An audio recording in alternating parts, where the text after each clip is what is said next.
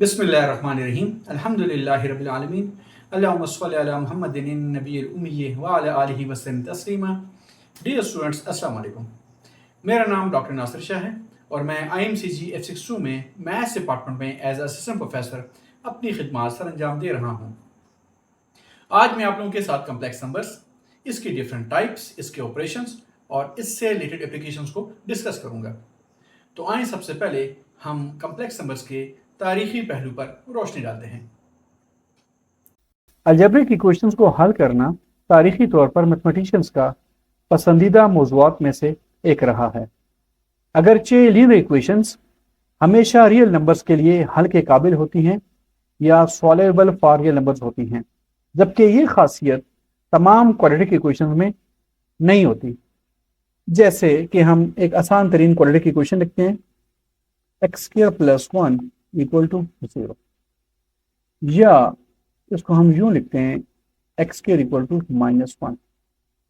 अब हम देख सकते हैं कि कोई भी रियल नंबर x ऐसा नहीं है जो इस इक्वेशन को क्या करे, सेटिस्फाई करे।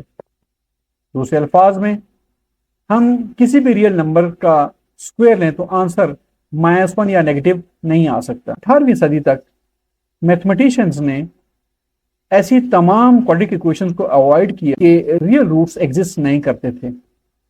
लियोनहार्ड ऑयलर वो पहला मैथमेटिशियंस था जिसने आयोटे का कंसेप्ट दिया और आयोटा को स्क्वायर रूट ऑफ -1 लिया, या आयोटा स्क्वायर इक्वल टू -1 लेकर उसने ये मसला हल किया कि इस एक्सप्रेशन को लेके आयोटा स्क्वायर इक्वल टू -1 या iota equal to square root of -1 को लेकर ऐसी तमाम क्वाड्रेटिक इक्वेशंस को सॉल्व किया जा सकता है जिनके रियल रूट एग्जिस्ट नहीं करते थे।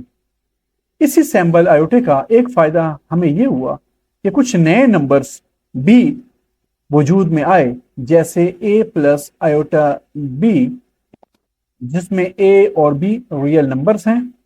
इस तरह के नंबर्स को हम कम्प्लेक्स नंबर्स कहते हैं और आम तौर पर इनको z से जाहिर करते हैं।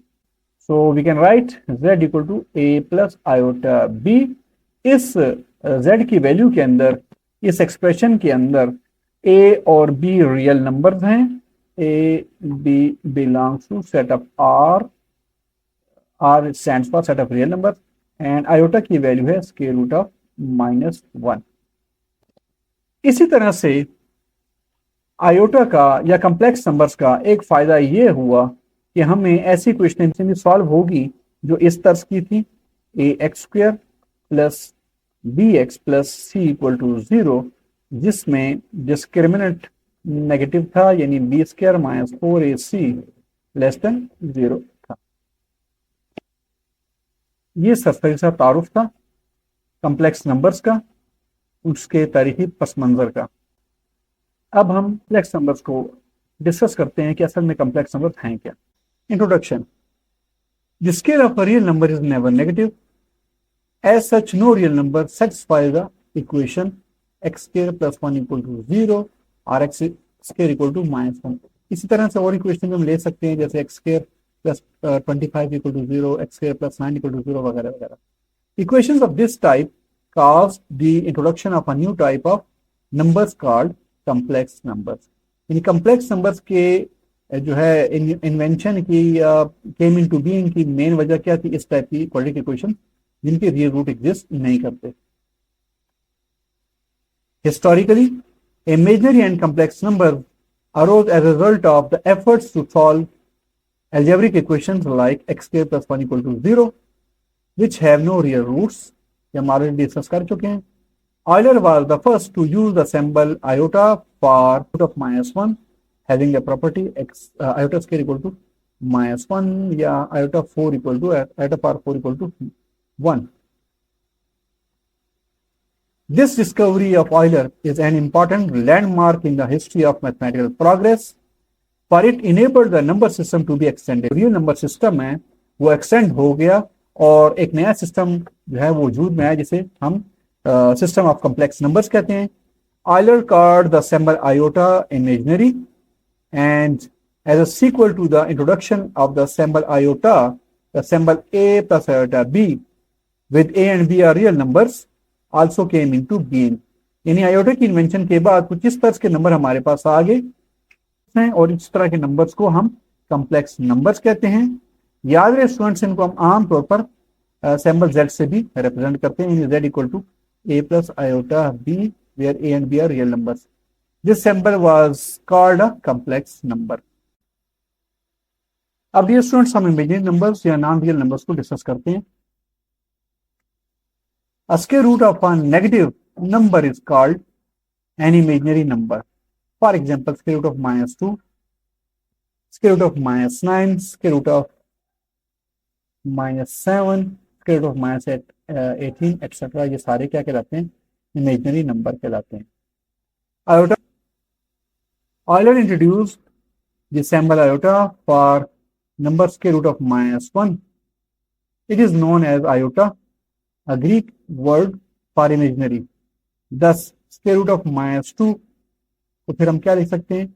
√2 आयोटा, और 1 plus square root of -2 equal to 1 plus √2 iota are imaginary numbers.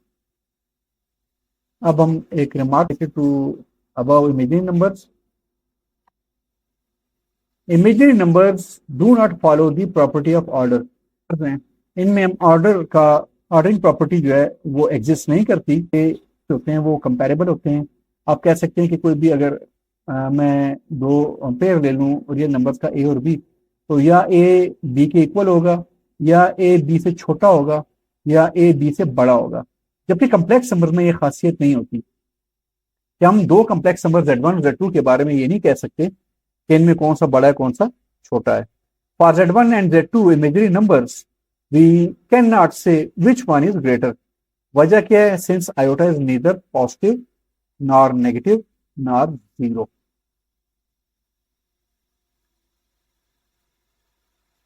Students, अब हम प्योरली इमेजिनरी नंबर्स पढ़ते हैं। The number z whose square is non-positive real number, negative or zero, is termed as purely imaginary numbers. For example, square root of -5, square root of -2, etc. अब हम इसमें देख सकते हैं कि इसमें रियल पार्ट बिल्कुल नहीं है और प्योरली इमेजिनरी है। A number of the form x plus iota y, याद रहे x plus iota y की तर्ज का जो नंबर होते हैं जिसमें x और y के रियल नंबर हैं। So a number of the form x plus iota y where x and y are real numbers and iota equal to square root of -1 is called a complex number. The set of complex numbers is denoted by C. मैं आपको कुछ examples लिख देता हूँ। जैसे students, ये हमारे पास number है 2 + 3 आयोटा 1 और 2 -√3/2 आयोटा 1 -√3 आयोटा 0 + √5 आयोटा और 5 + 0 आयोटा। ये सारे कॉम्प्लेक्स नंबर्स कहलाते हैं। स्टूडेंट्स, इन तमाम कॉम्प्लेक्स नंबर्स में जो आयोटा के बगैर हिस्सा है इसे हम रियल नंबर या रियल पार्ट कहते हैं कॉम्प्लेक्स नंबर का, और जो आयोटा का कोएफिशिएंट है इसे हम इमेजिनरी पार्ट कहते हैं कॉम्प्लेक्स नंबर्स का। तो दूसरे कॉम्प्लेक्स नंबर 1/2 -√2/3 आयोटा, इसमें रियल पार्ट 1/2 है, इमेजिनरी पार्ट जो आयोटा का कोएफिशिएंट है यानी -√3/2 इमेजिनरी पार्ट है। इस तरह इस कॉम्प्लेक्स नंबर में 1 रियल पार्ट है और √3 इमेजिनरी पार्ट है। यानी आयोटा का जो कोएफिशिएंट होता है वो इमेजिनरी पार्ट कहलाता है या इमेजिनरी नंबर कहलाता है, और ये जो आयोटा के बगैर है इसे रियल पार्ट कहते हैं। Similarly in this complex number 0 real part है और √5 जो है वो इमेजिनरी पार्ट है। इस तरह इस आखिरी कॉम्प्लेक्स नंबर में 5 जो है आपके पास रियल पार्ट है और 0 जो है वो इमेजिनरी पार्ट है इसका। अब हम कुछ इंपॉर्टेंट पॉइंट्स डिस्कस करते हैं जो कॉम्प्लेक्स नंबर से रिलेटेड हैं। If z equal to x plus iota y कोई भी कॉम्प्लेक्स नंबर हो, देन जो पहला हिस्सा है आयोटा के बगैर इसे रियल पार्ट कहते हैं z का, ऑलरेडी हम पढ़ चुके हैं. x is called real part of z and we write it as re of z, यानी re का मतलब रियल हिस्सा ऑफ z कम्प्लेक्स नंबर का. इसको हम किससे ज़ाहिर करते हैं? x से. तो अगर इन एग्जांपल्स को देखा जाए स्टूडेंट्स, तो पहले हिस्से में z का जो रियल पार्ट है वो 2 है. y is called imaginary part of z and we write y is called imaginary part of z and we write m of z equal to y. तो ये जो आयोटा का कोएफिशिएंट होता है कॉम्प्लेक्स नंबर के अंदर, इसे हम इमेजिनरी पार्ट कहते हैं. अब डिफरेंट पॉसिबिलिटी डिस्कस करते हैं. वो पॉसिबिलिटीज क्या क्या हैं जब x 0 हो जाए या y 0 हो जाए या दोनों 0 हो जाए. तो पहला केस पढ़ते हैं कि अगर x 0 हो जाए, इफ x 0 हो और y 0 ना हो, देन ये जो कम्प्लेक्स नंबर है क्या बन जाएगा? x प्लस आयोटा y था, x 0 हमने लिया तो 0 प्लस आयोटा y बन गया, जो कि आयोटा y आ गया. तो कम्प्लेक्स नंबर क्या बन गया? आयोटा y बन गया. इस केस में हम z को कहते हैं प्योरली इमेजिनरी नंबर, यानी ऐसा नंबर जिसमें रियल पार्ट 0 हो, उससे उस कम्प्लेक्स नंबर को हम क्या कहते हैं? प्योरली इमेजिनरी नंबर कहते हैं. अब हम इसका दूसरा केस देखते हैं. y 0 हो और x 0 ना हो, देन कम्प्लेक्स नंबर z क्या बन जाएगा? x प्लस आयोटा y था, बन जाएगा x प्लस 0 आयोटा, जो कि x बन गया. That is z equal to x is called real number. Next note है, इफ x भी 0 हो और y भी 0 हो, तो पूरा z आपके पास क्या हो जाएगा? 0 प्लस 0 आयोटा, जो कि 0 बन गया. इस केस में हम z को क्या कहेंगे? 0 कम्प्लेक्स नंबर कहेंगे. तो हमने आप देखा कि कम्प्लेक्स नंबर्स में 0 भी होते हैं. We observe that the system of complex numbers includes the system of real number, यानी सारे कम्प्लेक्स नंबर्स रियल नंबर को कंटेन करते हैं. कैसे? If x is any real number, then x को हम लिख सकते हैं x प्लस 0 आयोटा. इसका मतलब ये है कि ये जो रियल नंबर था ये कम्प्लेक्स नंबर बन गया. तो इसका ये मतलब हुआ कि कोई भी रियल नंबर हम कम्प्लेक्स नंबर बना सकते हैं. दूसरे अल्फाज में तमाम रियल नंबर्स कम्प्लेक्स नंबर बन जाएंगे. तो हम कह सकते हैं कि जो सेट ऑफ रियल नंबर है वो प्रॉपरली कंटेन कर रहा है किसमें? Set of complex number. Next note है, a complex number z equal to x plus iota y can uniquely be ordered by pair, can uniquely be represented by an ordered pair x plus iota y of real number in which the first number is real of z. ये जो हिस्सा है order pair का, पहला हिस्सा real of z है, दूसरा क्या इमेजिनरी ऑफ z है, ये लिखा गया. अच्छा स्टूडेंट्स, ये जो बात है इसका मतलब ये है, ये जो पॉइंट है ये बड़ा इंपॉर्टेंट पॉइंट है कि z जो था आपका x प्लस आयोटा y एक कम्प्लेक्स नंबर था, इसको आपने ऑर्डर पेयर की फॉर्म में लिखा x और y. ये जो नोटेशन है ये विलियम हैमिल्टन ने इसका कंसेप्ट दिया था. For any positive real number a we have, किसी भी पॉजिटिव नंबर a को हम यूं लिख सकते हैं, ये जो a है स्क्वायर रूट ऑफ -1 लिखा हो, हम लिख सकते हैं -1 टाइम्स a. अब ये रूट आप अलग अलग कर लें और स्क्वायर रूट ऑफ -1 आयोटा के इक्वल है.